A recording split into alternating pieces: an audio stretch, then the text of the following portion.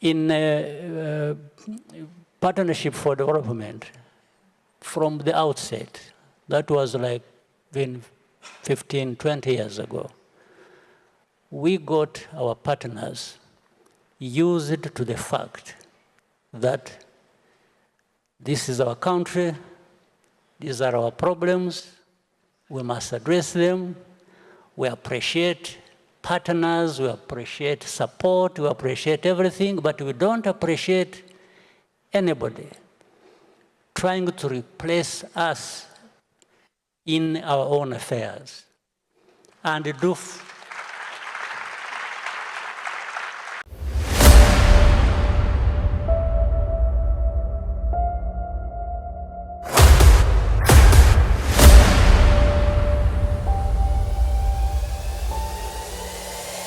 This is the journey to One Africa. There are certain African countries or regions that were better off than other countries on other continents, let's say 50 years ago. And now what has happened on our continent, there has been either stagnation or reversal of the gains we should have been making or had made. And these countries that were so much behind us are hundreds of times better than us. So there is a question you must answer, certainly. That comes down to leadership, though, doesn't it? It does. It does. It does. I was just telling this story so that I talk about leadership in conclusion. I was giving a background.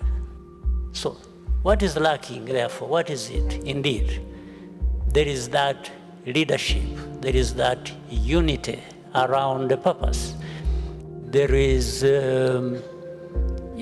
taking the opportunity that is before us and translating it into the aspirations, the needs of what people are capable of in the first place.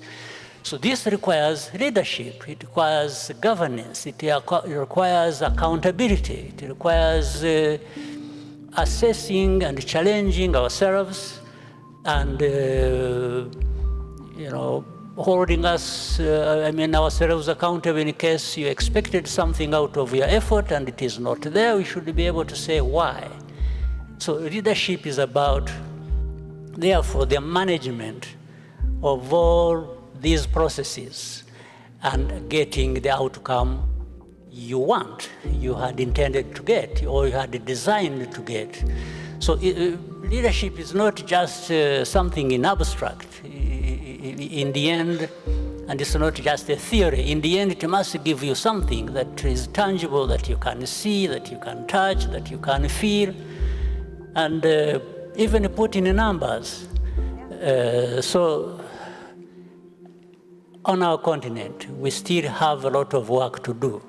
And it doesn't serve us well that we blame each other or we point fingers. But no, the fact is, for us being able to simply seize the moment and to do what we ought to do to deliver for our people and therefore the whole continent.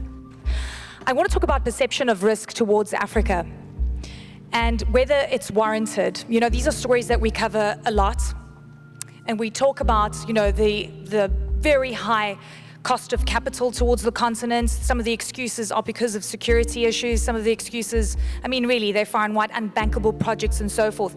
You've been able to really create some great partnerships of late. And I'm wondering what the international sphere is asking when they come here before they sign.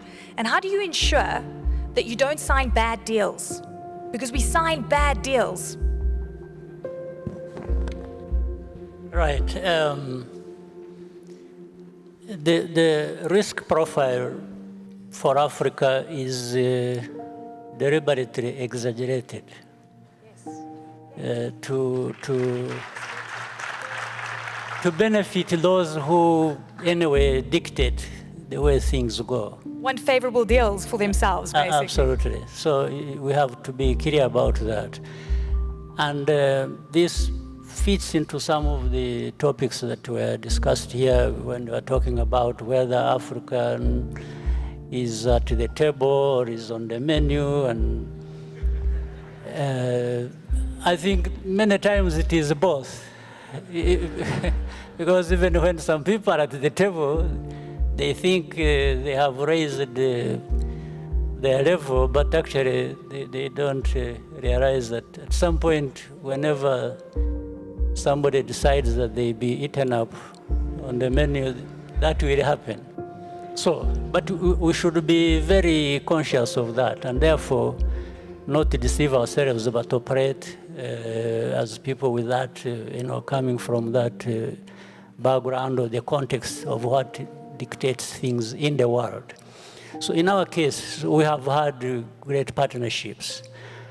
And from the beginning, partnerships for development, partnerships in economic activities, in partnership for development from the outset. That was like been 15, 20 years ago. We got our partners used to the fact that this is our country, these are our problems, we must address them. We appreciate partners, we appreciate support, we appreciate everything, but we don't appreciate anybody trying to replace us in our own affairs and do either to do things for us or to dictate to us what we must be doing, because we kept saying we are the masters of our own destiny. What's the ratio of the guys coming in and wanting to dictate versus the guys coming in wanting to actually do something good? Well, those who want to do something, we sit and discuss. Yeah. There's what we want, there's what they want. So we talk about how each one of us benefits from what is under transaction. So it's fair for them, it's fair to us. So we make sure that that is what happens. Let me tell you a couple of things. We've done different deals in sports, in different areas. For example, I'll tell you, we have a partnership with the PSG, with Bayern Munich, with Arsenal, with and when we did that, we made sure that they benefit and we benefit. Yeah. But you could have seen, maybe you did, what was written in the papers. Saying Rwanda, how does Rwanda go for this, or they are spending money on this, they are doing that, and we had to keep explaining. So we are spending money, but we are receiving money too. So it is not just spending.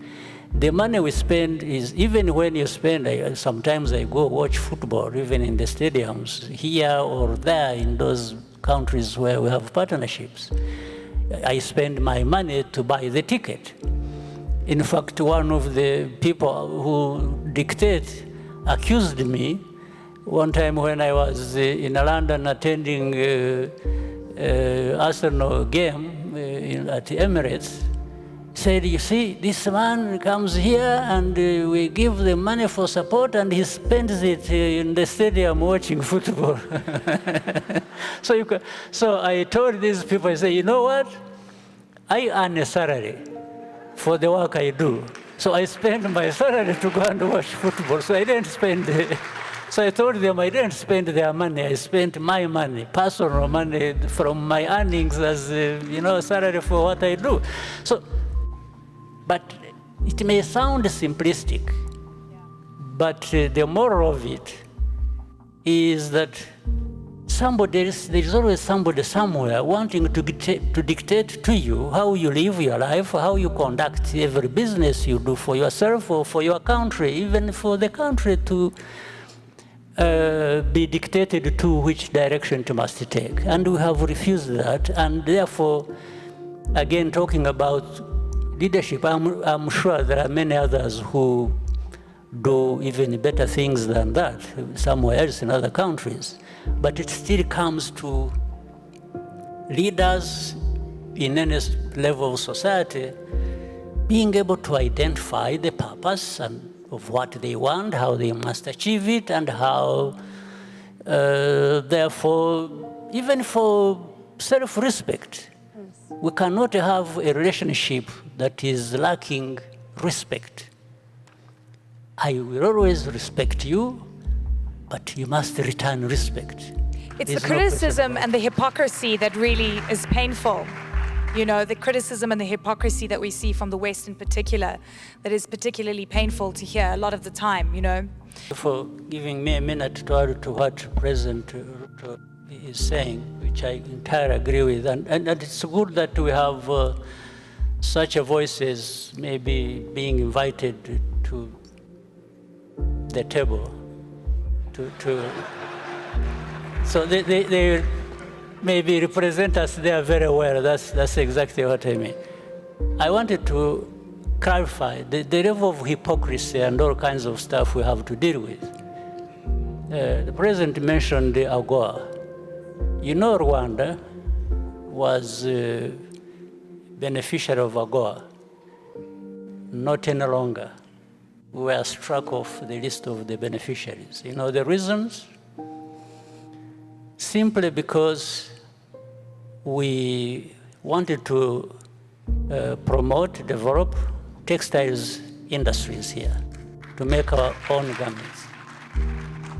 And by doing that, and encouraging the industries to develop, we said we do not want to have second-hand clothes being dumped here in thousands of tons. Just for saying that, and later on trying to implement that, you know, they forced it upon us. They say, you must accept these second-hand clothes. And we told them no. So they say, okay, we will strike you off AGOA, which they did. We've never been returned on the list, but we never accepted second-hand clothes. And let me tell you, if anyone's been to these second-hand markets, you'll understand why Africa has become a dumping ground for second-hand clothing, for, I don't even want to call them second-hand cars because they're not even worth being second-hand, and that affects us so badly.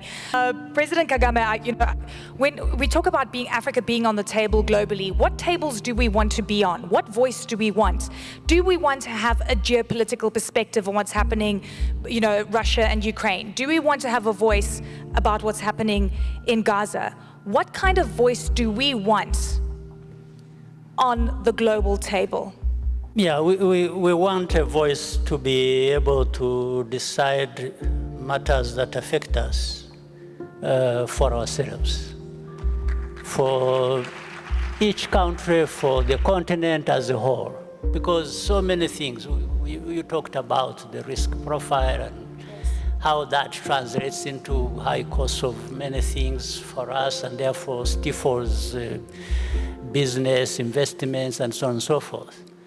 So the voice we are looking for, first of all, it must be really a united voice. On our continent, we must work very hard to make sure that you can't have 1.4 billion people with no voice or scattered voices and nothing coming out of that. So we need to come together. But it is a voice about what happens to these 1.4 billion people and things that they have a say in, and they can determine for themselves where they're coming from, what they need to do, where they are going, without really being dictated to. Because even what you've just said, the geopolitics and the competition and adversarial relationships these big powers may have, sometimes coming to Africa, whether it is to one country or two or the whole continent, and telling them,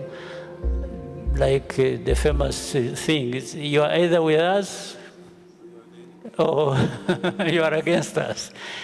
I mean, so, and telling people to line up and support what has been determined, it's not correct, and Africa should just refuse it. So what we are talking about is being able to decide, and we don't exclude working with others. We benefit from others. We benefit from the same people who dictate things to us. There's no question about it. We want that relationship that benefits us and also that benefits them. I mean, and it must translate in many things here. You see, these African countries are very, very rich countries in terms of resources. I think it was said earlier by Aliko and others and Patrick when they were here. We can't keep producing things and sending rocks containing minerals and doing things, and then some people elsewhere out of the continent refine that and process that and return these things so many times costly. Why? Why can't we do, if not the whole of it, part of it? And this doesn't exclude anyone. The same people who take our raw materials can still be part of that processing and adding value to that. So what is the issue? So this is what we are talking about. The voice we are going to have is to translate what Africa owns to its own benefit. Yes, control of our future. And I want to end off with you just telling us what that is going to look like, because I feel when I come to Rwanda that this is a fantastic example of how that can happen. Yeah, I think we have to be practical, we have to be realistic as well. And we have to do with the resources we have before us, because there are enough resources. All that remains for us to make the right decisions. And that will also be reached by having this interaction. Government and business should have a level of understanding so that we benefit each other. In fact, for example, government should be able to put business-friendly policies in place. Even where there are regulations to be put in place, they have to be addressing certain business constraints so that things don't get out of hand. That is very important. And the business should also do what they know best, and that is doing business and also benefiting the people of any country where they are taking root. So it's doable. You know, you asked, leadership, as you said, or doing the right thing, requires the mind to be right as well. For example, when you said, you were talking rightly about the borders and how people, you know, cross borders to do business from one country to another in FCFTA. And you said, do we like each other enough? We don't even have to like each other to that level. I mean, I explained it like this. And President Ruto mentioned it.